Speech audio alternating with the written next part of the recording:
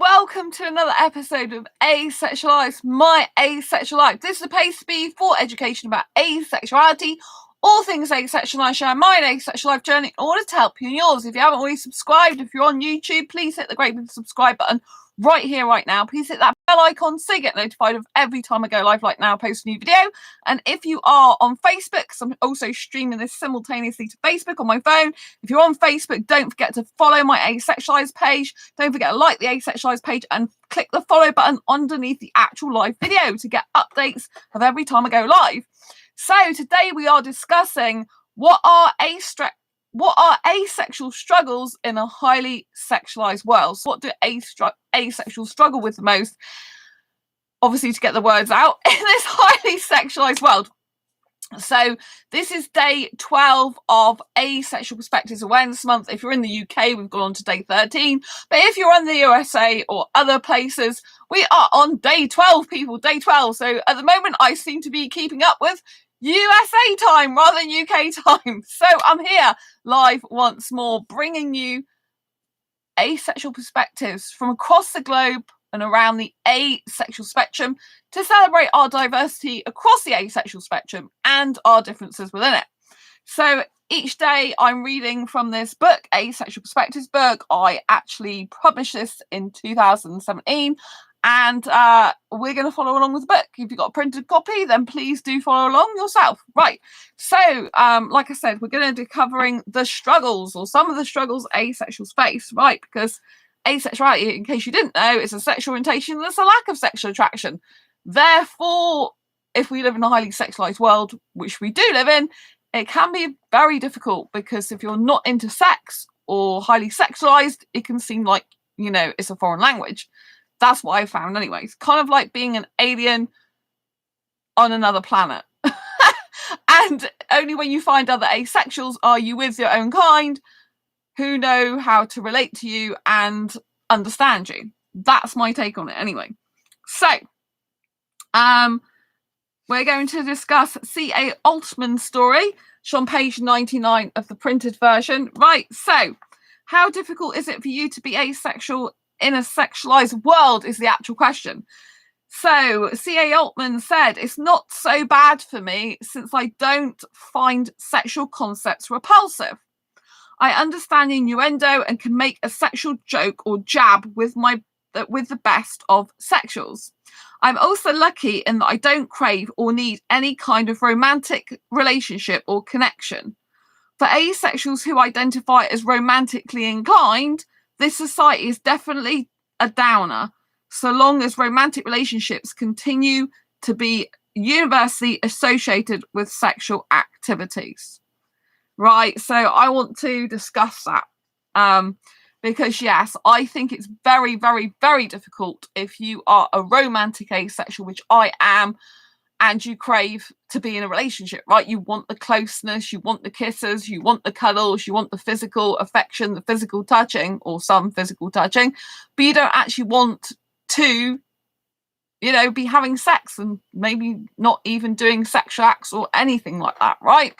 And so I do think it's very difficult because if you crave that type of intimacy and the majority of the population always relate that as a prequel to sex, usually it's very, very difficult. It's a huge struggle because obviously, you know, the language, as in the body language, the social cues, is it like the relationship cues, the flirting cues, whatever you want to call them, are very different if they're coming from an asexual. Most asexuals don't even fathom that they're flirting, right? And stuff like that. So if they're flirting, they wouldn't really know it.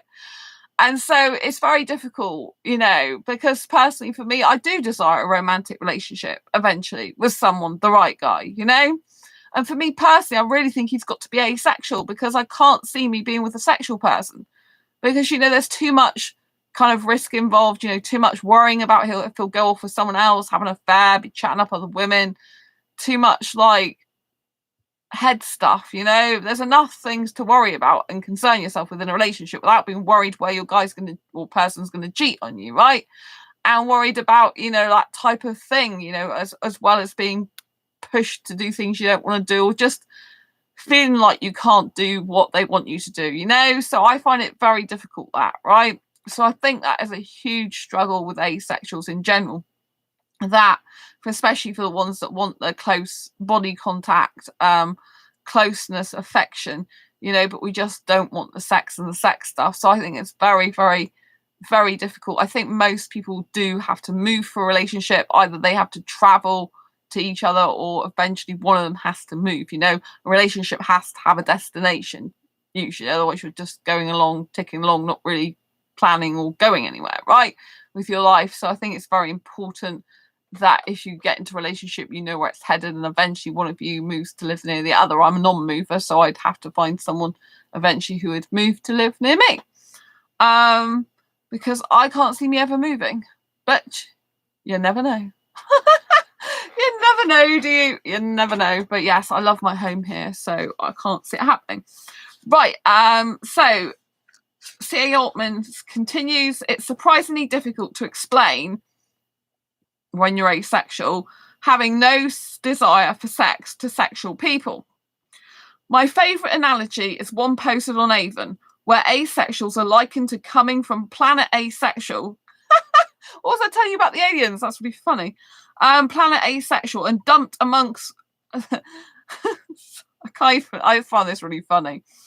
I'll start from this sentence again. My favourite analogy is one post on Avon where asexuals are likened to coming from planet Asexual and dumped among earthlings as infants to be raised in a culture and world where there's an entire earthling facet that we just don't experience because we're aliens who don't know what this sexual attraction thing feels like.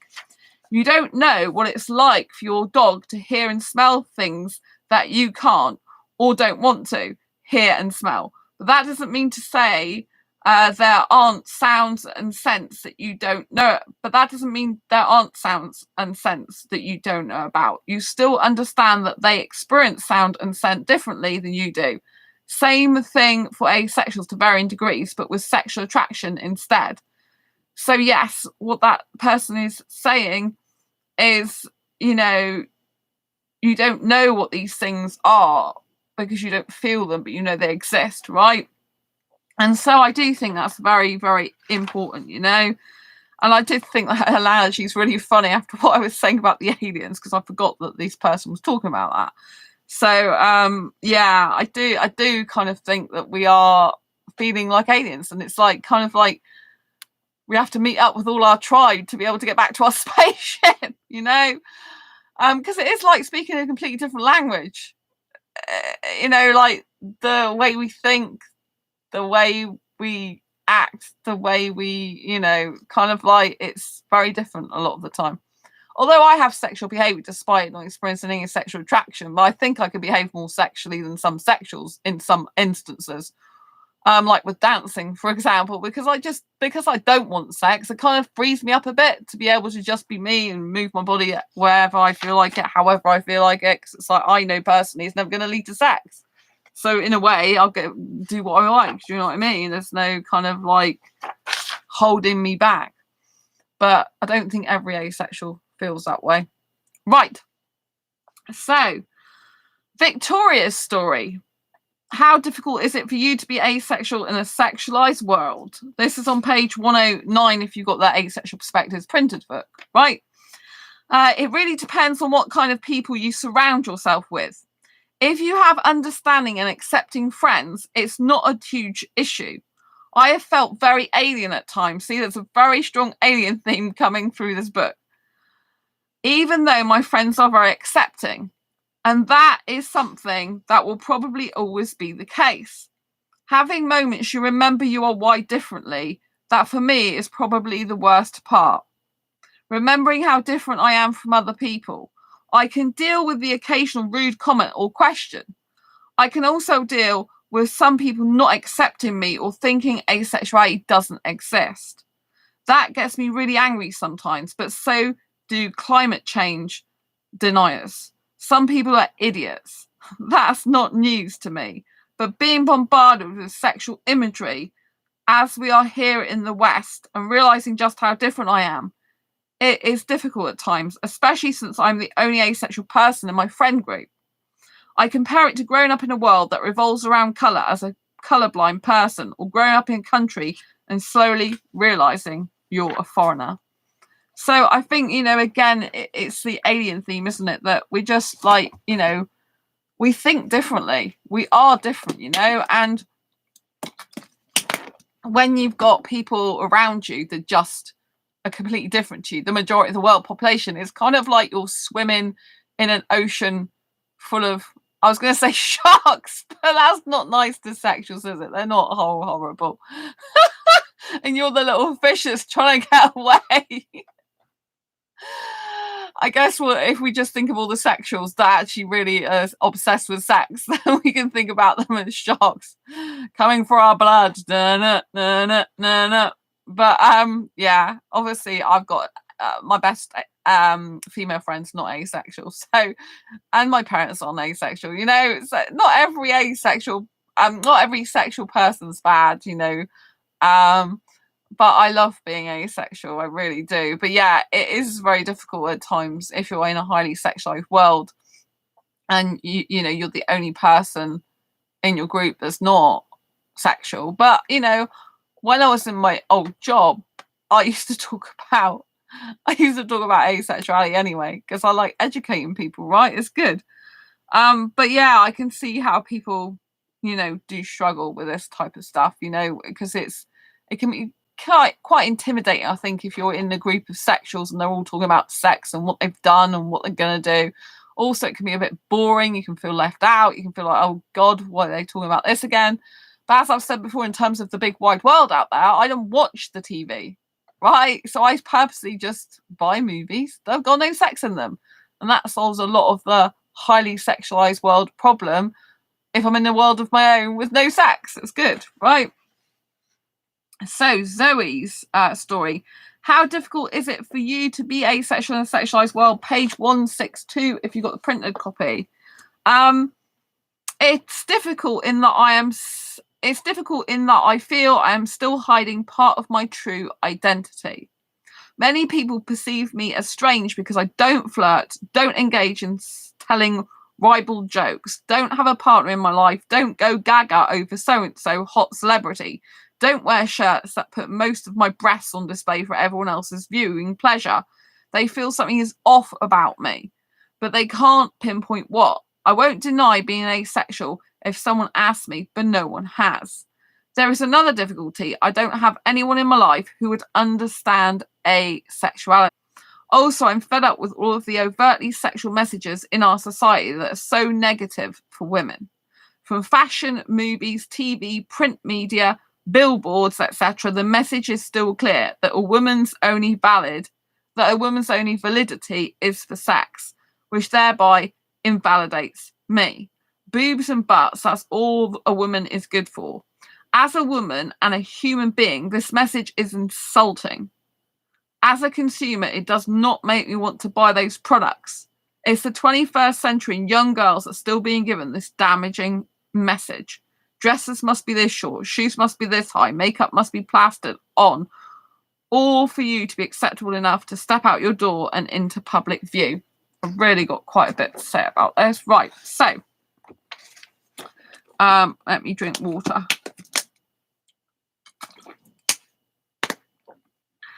I do think that this person has a point, right? It's like society does expect women to be a certain way, to wear makeup, to have boobs hanging out. And, you know, it's very based on how much of a person's body, a woman's body, that is on display, right? And women are taught that their value and worth is by how much you can actually cover up your true identity and how much you can, like, flaunt your bits in people's faces, basically. And it's really wrong, you know, really wrong. And when this person says this is another difficulty, I don't have anyone in my life who would understand asexuality, this is why it's very important to get a support network. Very important to be on Facebook groups, connect with other asexuals on Twitter, connect with asexuals on asexuality.org, connect with asexuals on ace-book.net, connect with asexuals on Asexualise, that's my site, asexualitic.com. But yeah, you can go to asexualise.com and see my blog post there, right? But yeah, so it's very important that you actually do make connections with other people. You might not know anyone specifically in person, but so long as you've got a support network around you in terms of online connections, it's much better than going it alone, right? Because you want people who can relate to you, who can understand you, especially when not many people around you probably will, right? And, you know, even if sexuals try and understand us, they don't fully understand us because they're not us, right? Like, we can't fully understand a heterosexual exactly because we're not heterosexual, right? You know what I'm saying? Unless you're watching this channel and you're not asexual and you're heterosexual. But you know what I'm saying is it's important to be around people who understand you, who support you, and, you know, whenever you can, make sure you get to in-person asexual meetups, right? Even if you have to travel to one, because then you can meet people in real life who are asexual, and it solidifies the fact that asexuality is real and we do exist and it's real people. Obviously, you can watch this channel, subscribe to this channel, subscribe to other channels, and, you know, therefore you've got a point of contact, someone you can always kind of feel that is on your side with asexuality and who understands you, and that you're no longer alone. It's community is so important. And yeah, I do feel that, you know, it is the 21st century, and I feel a lot of dating coaches out there, relationship coaches, apart from me, obviously, they're very, very old-fashioned, very, very old hat. Like, I consider myself a 21st century dating and relationships coach, particularly for asexuals, right? Because, you know, like, it's the modern age, right? No longer is it just a man and a woman. There's non-binary people, gender fluid people, trans people.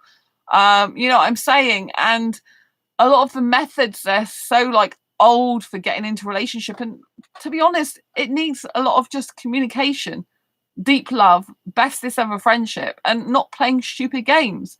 There's so many dating coaches that are just teaching psychological bull. I mean, maybe some of it does work, right? But why would you want to kind of coerce a person to staying with you using mind manipulation tactics? People should want to be with you freely and want to spend time with you and love you for who you are. And if they don't, if you've got to use some psychological trick on them, they're not really going to be for you, are they? Right? So just let them go from your life, right? So anyway, let's move on now. To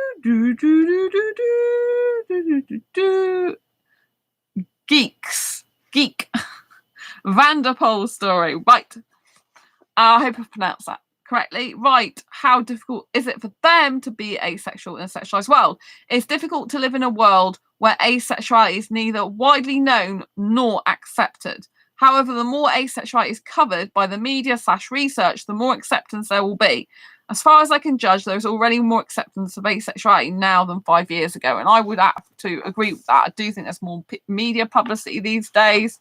I think there's a lot more coverage, like on the news, on website, you know, like on YouTube channels. There's a lot more articles on websites, I think, as well. So I think we're making progress, but we've still got a long way to go. The more that people come out as asexual, the more that we can actually relax and be ourselves amongst sexuals, you know? So it's very important that people don't hold back and think, oh, I'm not coming out as asexual, because not many people are. Because if everyone thought like that, we wouldn't make progress in life and with our asexuality, would we? So it's very important we build bold, brave, and come out as our beautiful, beautiful, gorgeous self. Right, so let me get on with the show. Right, so Molly is on page 202. How difficult is it for you to be asexual in a highly sexualized world? So I feel like I don't get the jokes. I feel like I'm missing out on a sensation and passion that many people have. But I love my life and I'm happy I'm asexual. I get less distracted by sexual things than sexual people. Thanks for the thumbs up. Lots of love. So I like this story from Molly, because with this, Molly is actually giving like a negative, struggle that she's got, but also they're giving a positive about asexuality at the same time. But yeah, there are people that feel that they are missing out. They're asexuals that really, some of them wish they weren't asexual, and they feel like they're missing out. They're missing out on relationship. They're missing out on normality. They're missing out on romance and passion and all those things that usually come with a traditional relationship.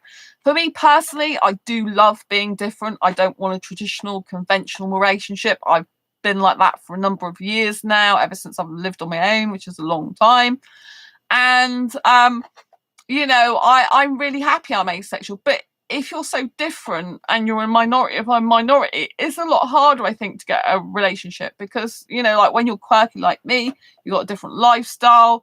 It's kind of like harder to find a relationship. But I believe there's someone for everyone. And I believe asexuals are beautiful, and we are different in general. And that's something to be cherished, you know? But yeah, some sexual jokes I don't get. I understand quite a few of them, but some of them I just don't get. I'm like, huh? Can you explain it, please? And yeah, I have noticed some asexuals, you know, you get some aromantic asexuals, they just don't need any relationship whatsoever. But then you get some and they like miss knowing what it's like to feel romantic, you know, romantic love. And, you know, some asexuals, they want to experience sexual attraction and they feel frustrated that they can't actually experience that, and that, you know, that it's difficult to get a relationship because they don't, and sometimes they wish they weren't asexual. For me personally, I love being asexual, despite the fact it's not the easiest thing in the world sometimes. So there is Fiona's story, and she actually doesn't find it difficult because it doesn't bother her that everyone else likes sex and that they talk about it often. It's like how I love and talk about my favourite books. Sometimes it annoys me when I see sex scenes in movies, but not to the point I feel offended by it. So yeah, as you know, I don't like sex scenes in movies. I can't stand them. And I really, really try my best to, like, you know, to avoid movies with sex in them at all. Because I personally do struggle with like soaps these days and stuff, when women are at the bar, for example, they're barmaids and they've got their boobs on display. I find that really comfortable. I'm totally unnecessary, you know? It's like, I don't want to know. I really don't want to know about someone else's boobs. I'm not interested in women. Why would I want to look at that? You know, it's really weird because to me, as a female who's totally unattracted to other women, when I see women's boobs and bodies paraded all around the internet and all over the news and all over the media, to me, it's very repulsive. It's like, why would I want to look at something else that I don't find attractive? Why? You know, and a lot of women don't seem to think like me, though. They seem to still appreciate the female form, even though they might not be attracted to women. Whereas for me, it's like repulsive. I'm okay looking at my own body, but for me, it's just like, why would I want to know about any other woman's body? Because I'm just not attracted to that. And to push it in my face and have it all over social media and all over soap operas is just ridiculous to me. But I mean, you know, I don't watch the TV at home. Only time I usually ever see TV is if I'm at my parents, which I haven't been to for a long time because of lockdown and my broken ankle. And then, you know, and the rest of the time, I don't have the terrestrial TV on. I just put it on my Blu-ray. The TV's always wired up to my Blu-ray player, and I just watch selected movies that I put on. Because when asexuals like, oh, you can't get away from the sexualized stuff on TV. Yes, you can. You just don't watch the TV, right? But you know, if you are bothered about it, don't watch it. Don't be addicted to it. Soaps are designed to make you addicted to them. The news is designed to make you addicted to it because it hooks you emotionally. That's what it's designed to do, so that you keep watching over and over again. Things are cliffhangers, right? So for me personally, the sex ruins it, or the nudity or semi-nudity or boobs hanging out ruin it so much for me that I don't want to watch the plot. I'm not flaming interested in it, because it's like, if you're just going to do that in order for me to watch it, but yes, maybe I'm not watching that, I'm actually watching the plot, but I'm still going to watch that in order to get the plot, I ain't going to be bothering. Because to me, I'd rather not have that in my face, not have to look at boobs and bodies of women, than actually watch the program. The program doesn't mean as much to me, right? My love for myself and what I like and my loathing of nudity and sex stuff is more important than me watching watching something for a plot, you know? So personally for me, I just don't even bother watching TV anymore and just keep, like I said, the Blu-ray player on the Blu-ray, you know, channel, and I just go straight to that. I don't even go on terrestrial channel anymore. It's always wired up to the Blu-ray player channel, which I think for me is a very good solution. And, you know, if you're that repulsed by it, it wouldn't matter what the plot was in a soap opera. You'd be like, it doesn't matter. It's irrelevant. I mean, a soap opera is not real, people. These movies are usually not real unless they're based on a true story. Soaps aren't real, right? So if you don't like sex that much, don't watch it. Be disciplined. I'm very disciplined. I'm disciplined with what I eat. I'm disciplined with like TV and stuff. So I've got a lot of self-discipline. Like some people say to me, oh, I've got food allergies, but I still keep eating those same foods. Well, do you know what I mean? I don't. I've got multiple food allergies, multiple food intolerances, and I don't go there. So if I don't want to look at stuff that's got sex in it, I won't do it, right? I'm not saying there hasn't been exceptions. So I've been at the cinema and then realised, oh my God, there's sex in this movie and I didn't know. And therefore I'm like looking down at the ground, going out to the toilet or something. And it's kind of like, I don't want to stop watching the movie because I paid for it, but that's a conscious decision of mine. But it's awful if there's a lot of like that stuff going on because I missed part of the film because it's just like, I don't want to watch that stuff, you know? For me, like, I think one of the biggest difficulties as an asexual person is finding someone for a suitable relationship. It was very interesting. I came across an article in the last 24 hours that had this two women and they met on Twitter. It's a beautiful love story. They met on Twitter, started DMing on there. First of all, started seeing each other's posts, then started DMing, then a little bit, then saw more of each other's posts. And then they started like messaging more and more. And one of them lived in the UK, the other lived in Australia, I think it was. And yeah, and eventually, you know, they met and one of them moved to the other person's country. I think the person from the UK moved to Australia, right? Which wasn't easy for them, but it's been worth it because they found the love of their life. And they said, you know, they think most people in the LGBT plus community will need to move for a relationship because it's very difficult to find a suitable match near where you live. It's just very difficult. So you have to be realistic and understand that if you want true love, you're probably going to have to move for it or find a mover. One of you is going to have to travel to the other or move to the other, or you're both going to have to travel and then one of you is eventually going to have to move unless you decide to move to a complete different country together, right? So I think from my point of view, the struggles with asexuality is trying to find someone for a suitable relationship. And I think loads of people can relate to that. You know, if you want a relationship, I think it's very difficult. It's not easy, but people have done it. And my best asexual friend's done that. And one of my other friends done that. And they are living their happily ever after. So don't think it can't happen because it can. And dreams and fairy tales really can come true. Anyway, I'm going to love you and leave you on that note. Thank you so much for tuning in. Thanks for the thumbs up. If you like this video and you haven't already given it a thumbs up, please give it a thumbs up. Share it with anyone you think may benefit from it. Don't forget to subscribe to this channel if you haven't already and hit that bell icon to get notified of every time I go live. Right now I'm posting a new video. If you're on Facebook, don't forget to like my Asexualise page on Facebook. Don't forget to follow it and follow the videos, live videos underneath. Press the follow button underneath the live videos on Facebook so you never miss an episode. Anyway, I'm going to see you soon and take care. Always embrace your inner ace. I love you and take care. Thanks for watching. Bye. Lots of love. Bye.